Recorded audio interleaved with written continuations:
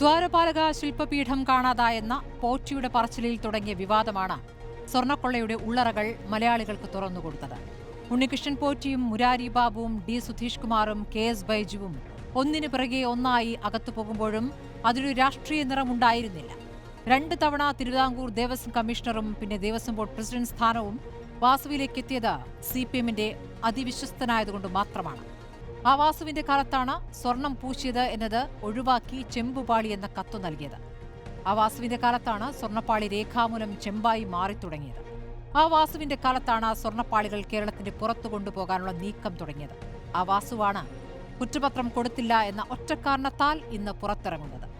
ഇതിനിടെയാണ് ആഗോള Ayyappa സംഗമത്തിലെ നഷ്ടക്കണക്ക് special commissioner ഹൈക്കോടതിയിൽ സമർപ്പിച്ചിരിക്കുന്നത്. 1-2മല്ല 3,40,00,000 രൂപയാണ് നഷ്ടം. അഞ്ചാമനും ഇറങ്ങിയോ എന്നതാണ് ചോദ്യം.